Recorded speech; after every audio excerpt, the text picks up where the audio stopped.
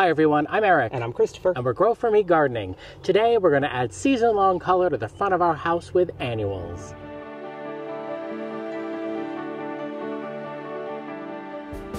Welcome to our garden in Zone 5B/6A in upstate New York. We have been hard at work getting our perennials in check, getting our shrubs in check, getting our trees in check.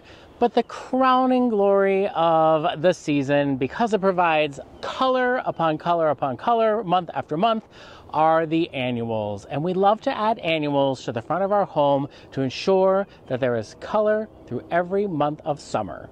The first thing you might notice is that I went through the front of this border and I added Artist Blue Floss Flower. We've used this in the front of our house for a couple years in a row now, but we normally only had a few of them over here by the wee white hydrangeas.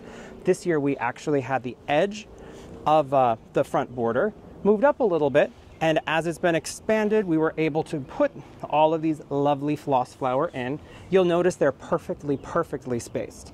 That is actually not because I'm a wizard at planting, but I used a drip tube that had emitter holes every 12 inches, so I was able to perfectly space them so they will look good all season long.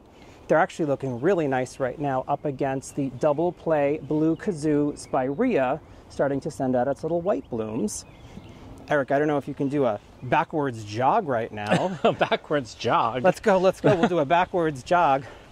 I just a few minutes ago actually planted another new annual for us here in the front bed that we kind of call the electrical box bed, or whatever you want to call it on the side here. These are the campfire marshmallow bidens that will get just a nice little puffy cloud of these happy white flowers with the yellow centers to them. They look a little bit, you know, worse for wear. Of course, freshly watered in. Freshly watered in. But what a nice cheery pop to the front corner. And that's actually the first thing you're going to see when you come to our house. Up here, we also have a purple fountain grass. We don't have a perennial grass with dark purple or red foliage in our gardening zone, but to us, it's worth it to get this annual grass every year because it brings that dark foliage that we need to contrast that blue of the blue kazoo, the green of the wee white hydrangea, the chartreuse of the firelight tidbits. It just brings that nice weight and pop right there, which I really like. But come on up here, Christopher. I recently planted up, it's gonna get a little echoey with me in here, in these planters. These are our shade planters, and this is a Newly Noir Coleus, Solenia Begonia, which can be sun to shade. It's a really nice yellow flower. Pink Chablis Lamium and a nice Chartreuse Coleus, and they mirror each other here. And then down here in our head planters, I just went ahead and repeated that Pink Chablis Lamium. And they sell it as an annual in our garden centers, but it's actually a perennial for us, so it works out really well. We can take it and put it in the ground when we're done. On our agenda today, though, is to put the finishing touches on these containers. This is the Urbino container from Campagna International in Nero Nuovo. And it's a nice black finish. They are cast stone, so they are nice and solid. We have the Decor Wow Garden Obelisk. It's 24 inches in here. This, because this lip is so thick, is I think 26 inches wide, right, Christopher? It's something like 26 inches. And in the center, which is going to be the centerpiece for the whole season, is Rise Up Lilac Days Rose. I learned recently that it is pronounced lilac and not lilac. Oh, I did not know this. Yes, Lilac Days. So, underplanting with yellow and purple to continue the theme that we have in the back.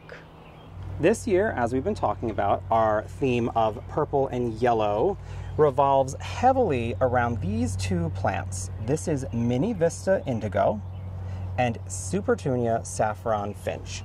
We've got this sort of multicolored deep indigo flower that fades to a cooler kind of like periwinkle bluish, and then kind of to a white color.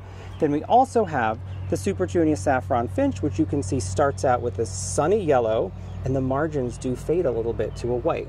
So it's a really beautiful combination that we've been repeating all over the place. So this will definitely be happening in the container. Ooh, we're starting to get the bugs out. We then are adding in two textural elements, I would say. We have Luscious Royale Pina Colada Lantana. This is, again, it's got the whites and the yellows kind of in this bicolor effect that changes over time. And then we're pairing that with Superbina Sparkling Amethyst.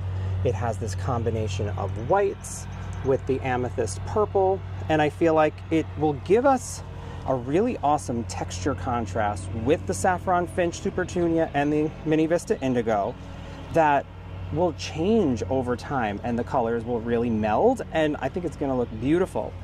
Knowing that our container has 8 segments, we are going to just simply place one in each segment. It's a pretty easy way to keep your planting organized. I've got the 7 plants lined up around the trellis, and the reason why we changed it from 8 to 7 is because the 8th spot is the direct back and nobody would see it, and it's up against the siding. So it's really as easy as going ahead and removing the tags first, because that really keeps it easy to not have them flop all over the place when you're going to plant. And these are Eco Grande pots. And that means that they are compostable. Christopher, come on pretty close here. I'm just gonna push this soil with my hands. I don't even need like a trowel or anything like that. But I am gonna leave a thin layer between the container and the root ball of the plant. How's that look? That looks like a good spot. And then you turn it upside down, you give it a little squeeze. These are a little tougher to use, but they're so much better for the environment that it's totally worth it. And then in goes the first plant, and toss that off screen so you won't see the mess that I am making. And then I'm just gonna go around and plant every plant. So this is the Pina Colada Lantana, right? Yes, I really like that one. We popped that into a container last year. It was something that we saw at the garden center. We'd never seen it there before and gave it a shot. It worked out really well too. It's a nice color. I'm a fan of like a soft, subtle yellow and not necessarily a bold, intense yellow. These are a little dry. I let these get too dry today in the heat, Christopher. Uh-oh. So they're gonna really enjoy being in here and getting watered in. We've been taking really good care of them, but I guess I slacked off a little bit today. Nah, it's all right. All right, I'm gonna cross in front of you. While he's doing that, take a look at how budded up we are on this rose. Yes, these were bare root roses. Can you believe it? I'm very impressed at how quickly they're growing and how healthy they are.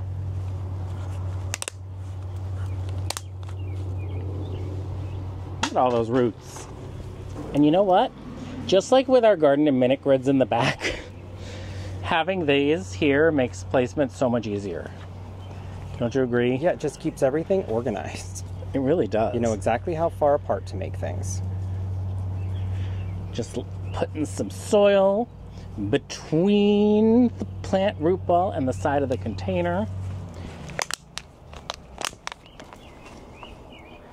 This one definitely let dry out too much. They're gonna look great in the morning. And I'm just tucking in, making sure that the entire root ball is covered. One more on this side.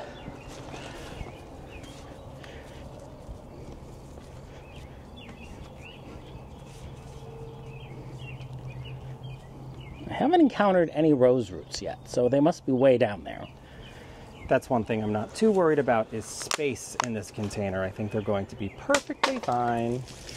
I do think that they're going to be very robust in this container because they're going to be really hot in this container. Being black and on the south side of the house, this container is going to like heat up and hold the heat. So I think the heat-loving annuals like Lantana and Verbena are going to be extremely happy. I did triple check the sizing of Rise Up Lilac Days because I know at some point people said that they had upped the sizing, but they haven't. On the website I'm looking at, on Proven Winners, it's still supposed to be about 5 feet tall. which is big. But this is a lot of garage door, so... Yeah, we got to cover it up. Yeah, I feel like it's totally fine. And then this is the last Super Tunia Saffron Finch. And it's perfect we have these in here because it's Super Tunia Summer. Did you know that, Christopher? It is Super Tunia Summer. Let me get this in here. This is everybody in. This poor little guy's so dehydrated. Everybody's in. Everybody's planted. And now Christopher and I are going to work on the next two.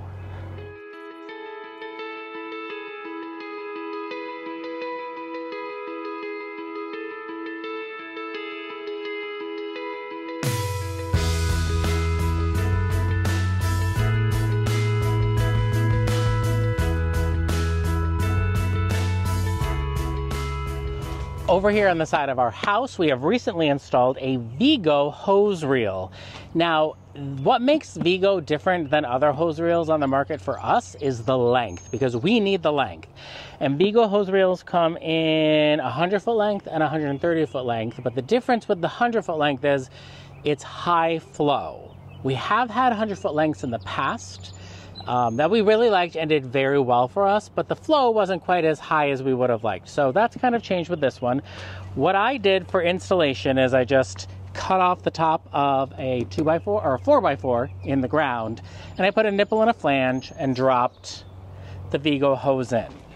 And so far, I've been really happy with it. And I gotta say, I agree. It's been really, really nice to have a hose reel that provides enough water. The last one we had, it just never got there.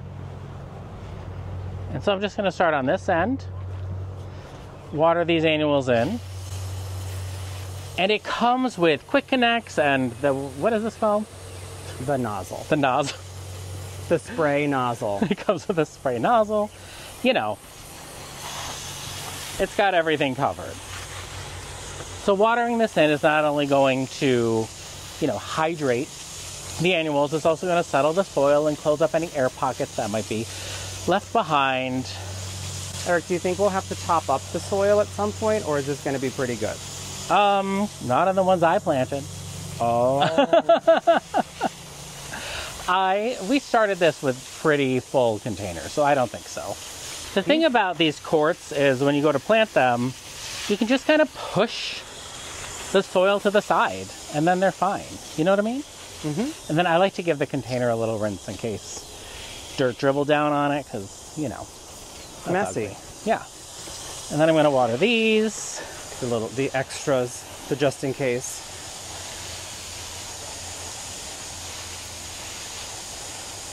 Oh, the other cool thing about this one with the quick connect is I can turn it off here, and then I can turn it off here and switch out. That's nice. And then I can turn this on, and I get a regular hose. He almost got me. Can you try the jet on this funny little spot of... Yeah, I don't know what's happening What here. is this? It's not happening with any of the other containers. Oh, it comes right up with the jet. Yeah, in case you've been wondering what all this is, we don't know either. It almost looks like a rust. I wonder if it has something to do with the finish of the inside of the container. I don't know. Yeah, I don't know. I bet we can power wash it and it'll come up. I mean, as long as it's breaking up that easily, that makes me think it's not a staining issue. And even if it is, it's just the driveway. It gets resealed every year. Yeah, there you go. You know, it'll be fine. But this container is going to be blowing up. I mean, these are huge, vigorous plants. And I think that's part of the reason why I really wanted these obelisks in it, was to give it that structure that it needs. I agree. I like the way the obelisks kind of ground the rose, so the rose doesn't just kind of flail around, but also doesn't need an obelisk. But we can also, like, tie it to the obelisk if we want to. If we find the rose is getting too wild, we can tie it in. Last Urbino, we did do an unboxing video of these Urbino containers, and it was a really exciting day. It was a lot of fun. It was raining. There were 2,200 pounds of concrete planters to unbox. It was a lot of fun. Yeah. Not just these, there were other things too in it. So if you want to check that video out, it is on our channel to see the unboxing. So if you do order yourselves some of these cast stone containers, they do come on shipping pallets, right? Yes. And that's what it's called. And they are so worth it. Like, we had plastic containers here for a couple of years and we liked them, but they weren't the forever container. Yeah, and the bottoms were hollow and they would blow over in the wind if they were too top heavy. There we go. We have our annuals for the season at the front of the house for all season long color. Before we leave you today, I did want to point out, we forgot to mention, there were edgeratums over here too, mirroring the other side. So again, thank you for joining us today. I'm Eric. And I'm Christopher. And we're Grow For Me Gardening. Thanks for growing with us.